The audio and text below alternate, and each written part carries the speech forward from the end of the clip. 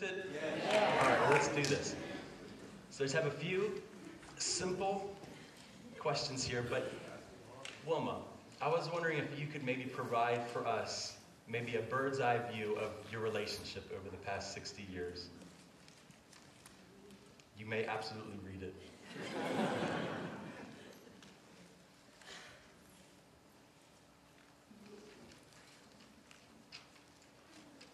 Some of you know this, but I was just 12 years old the first time I saw Ralph, and I never dreamed that he'd be my husband in just 6 years later.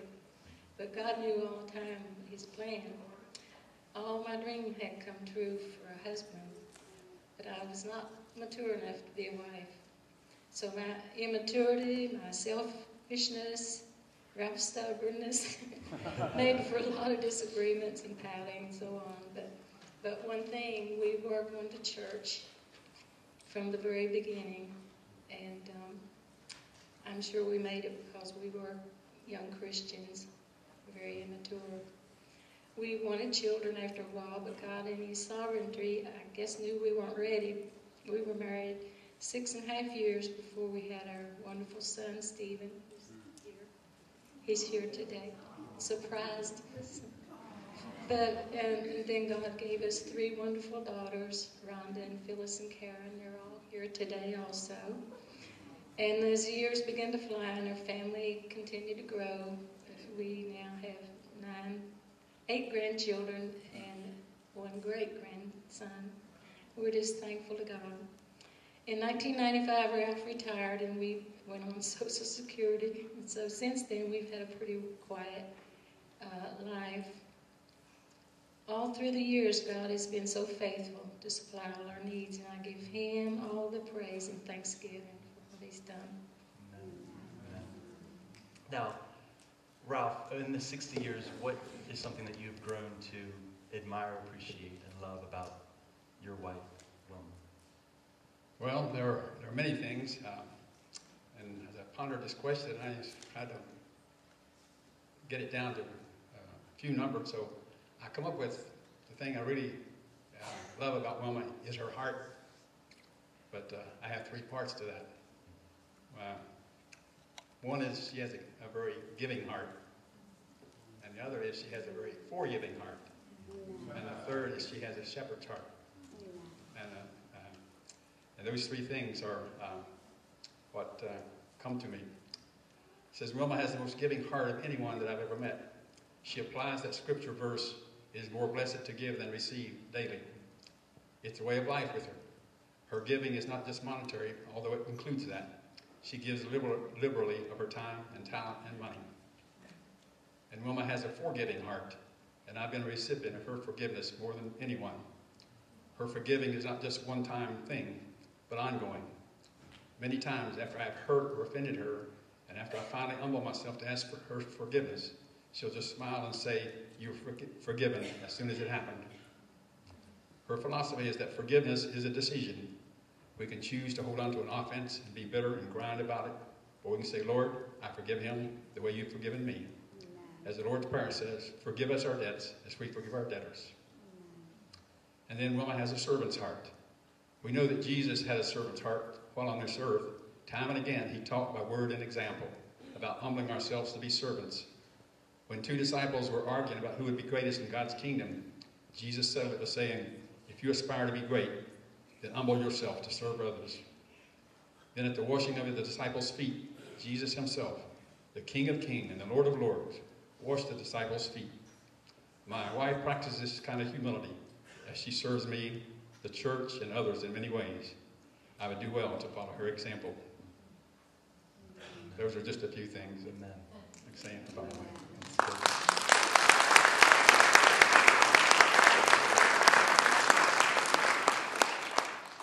Speaking of Wilma having a shepherd's heart, it reminds me of all the years that she has taught in our grade school, and actually even going back before that, I remember a good friend of mine, Ed Grigger, who the first time he recalls the gospel being shared with him was when I think it was a vacation Bible school or something like that, and it was actually Wilma had shared the gospel, and Ed comes from an unbelieving home. His parents, were not believers, and And he came to this vacation Bible school because his other buddies were going. And when he was there was Wilma being faithful with that pastor's heart, that shepherd's heart, to share the gospel with Ed.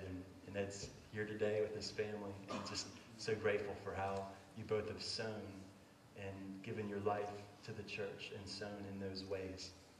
Now, what are something you're especially grateful for, grateful to God about your marriage? Sure. Listed a few things. Well, I guess the first thing is Ralph became a Christian the first year we were married, and since then we've always gone to church and raised our children. God blessed us with 4 wonderful children and the 9 grandchildren, which is so thankful for. In 1988, Ralph, God restored our marriage of 36 years. He is a restorer and a healer, and I can say God can do anything. And it's because of His great mercy and answered prayer that we're sitting right here today. The last 20 years have been wonderful, and I'm so thankful for Ralph. He's one of a kind. He's funny, he's loving, he's romantic, always singing to me, and I just find myself loving him more every day. And I pray that God would give us some more years so that we can be a living testimony of His mercy and grace on our lives.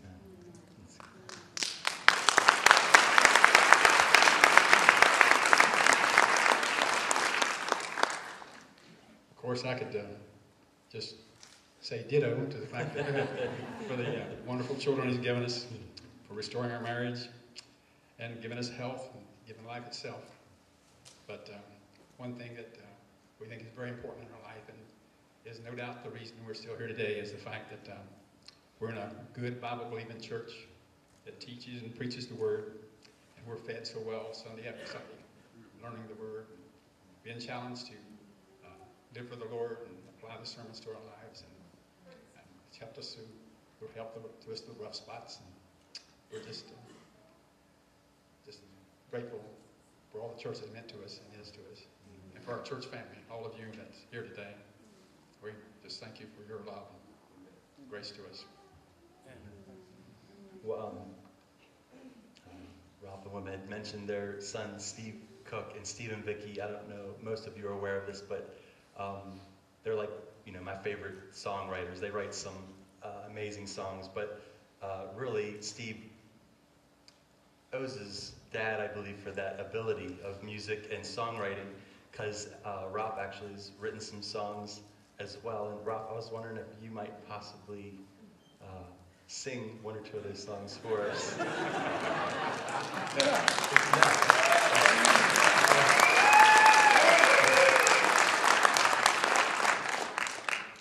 Before I do that,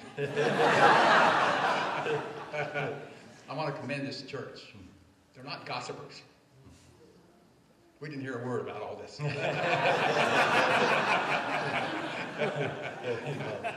It's a well-kept secret. But I have a song I intended to share. It was called Snowbound in Joppa.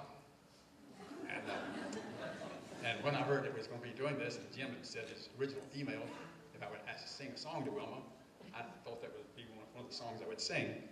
And so I practiced the song, taking Sammy back and forth to school, and he would be my audience, and he'd laugh, go yay, yay, when I would sing a song. Sing all the background vocals for you.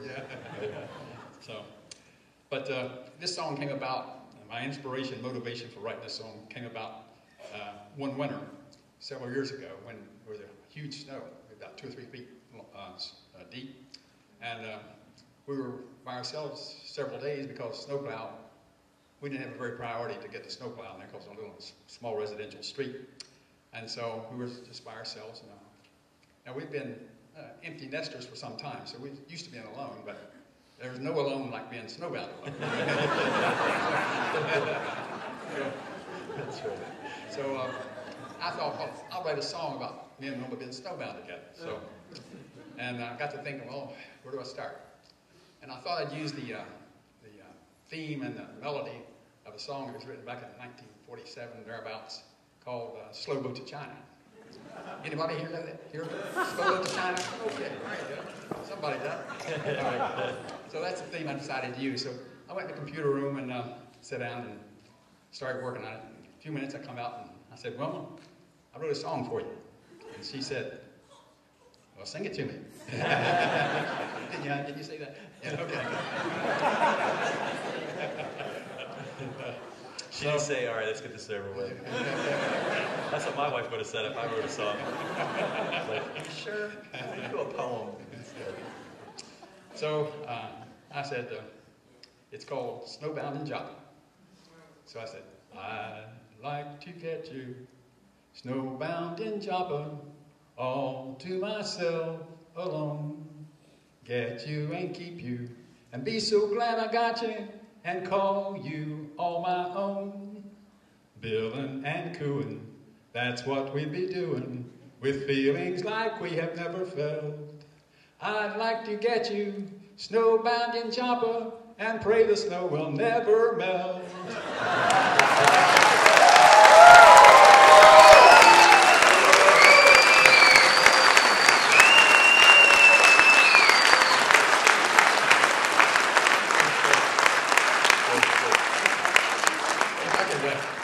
Share another one. If I can share another one as well. Yeah.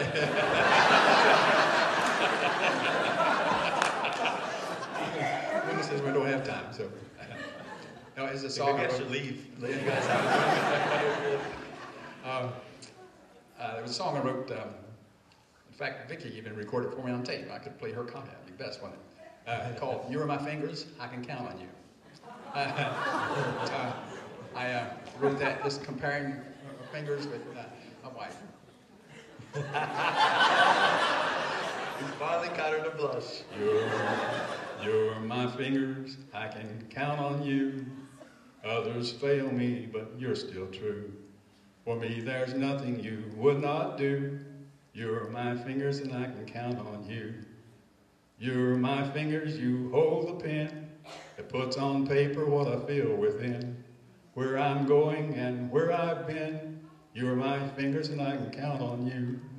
You're my fingers, you fill my cup, the very same fingers that stroke a little pup.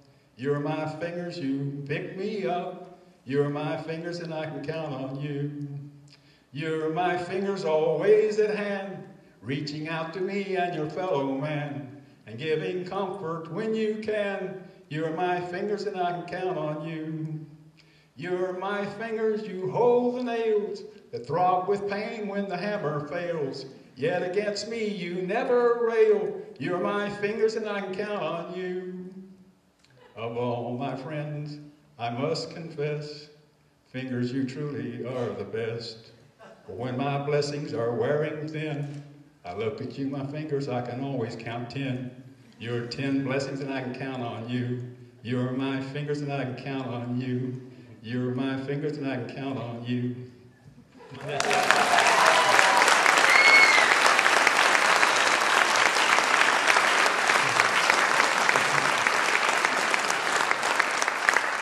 My fingers, my wife. Bless you.